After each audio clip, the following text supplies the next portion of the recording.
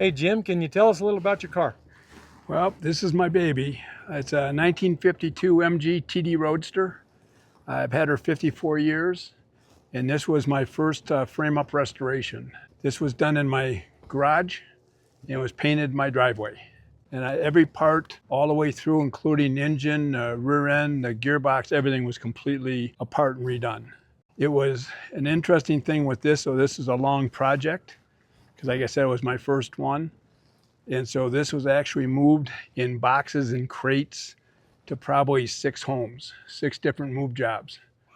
And when I finally got to the point where I could really start putting pieces back together, somehow, some way, all the pieces were there and they all went back together. But each thing I took apart was marked well, and it worked out for me. In the total MG series, between 1950 and 53, which is the TD era, they produced 29,664 of them. In 1952, 1,800 were made, but only 900 were sent to the U.S.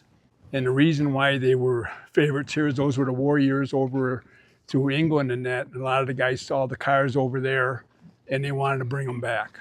She's 54 horsepower, 1,250 cc's. This car new was around $2,115. New imported into the U.S. The color choice is mine, although they say you could order any color you wanted. Technically, they had white, they had an off red, they had an off gold, and they had a deep blue. But I particularly figured my car, I like this choice, and this is what I decided to paint her. She's a fun car to drive, and like I said, it's, being so low and whatever to the ground. The only catch is even in the highways now, she's so low and cars zip. Even if you're going between cars, sometimes bigger vehicles coming around, they want to switch in quick too. But when you look out, if you're sitting in it and you look out, your head's going to be about even with a semi's center hub under wheels. Wow, that's scary. It is. And like I said before, people don't pass you anymore, tooting the horn, giving you thumbs up. They want you to get out of the way. So, but you just pick your times you want to be out. This car isn't metric. Metric came in and going in 53 over there. Before that, it was Whitworth tooling, Lord Whitworth. And so the heads and all that are different. As you can see, this is a 1/2-inch wrench, and look at the size of it. Wow. Okay. This is a 9/16. Whitworth. And because Lord Whitworth wanted his name associated with the vehicles because they were selling and moving. Yes. And he made sure that everything coming out at that time had to be Whitworth tooling. So if you just tried to use regular wrenches, you'd be chewing up all your nuts and bolts. Huh. So either you're going to use an adjustable, which doesn't always fit, Right. or you're going to buy all your Whitworth tooling. Well, that's a beautiful little engine, isn't it? It is. That's original, Miles. Yes. Wow. Yeah, I didn't turn her back when I went through the whole car. Huh. In a service, my service buddy, I was a diver, my service buddy, we'd always be taught, well, what do you want to do when you get out? What are you thinking about? And I said, I saw this MG in a movie. They said it was a TD. And when I get out, I want to get a TD. And so anyway, he talked about what he wanted to do. He wanted to end up in Florida and have a fishing boat. And I said, yeah, that's a nice dream.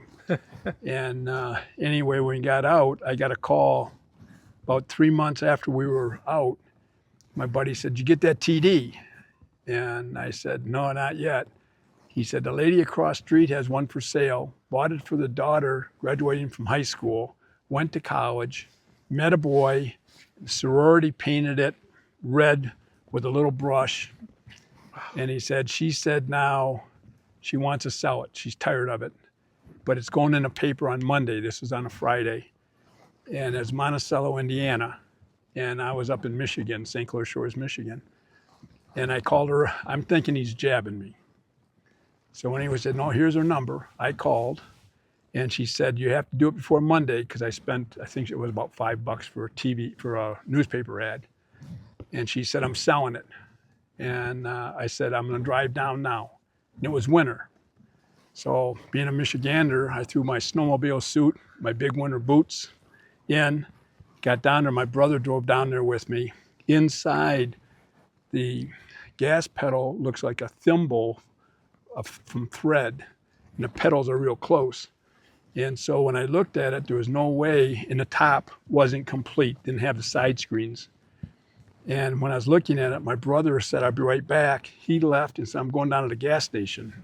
On the corner was a gas station bait shop. And he went down there and he bought a pair of socks that had batteries on the sides that heated, because he said there's no way you can have those boots on and drive it. So he bought those socks for me and the batteries. I got the car running and I drove it back from Monticello, Indiana to Detroit in the winter. And I was able to drive it because I had the socks. And that started the whole deal with her.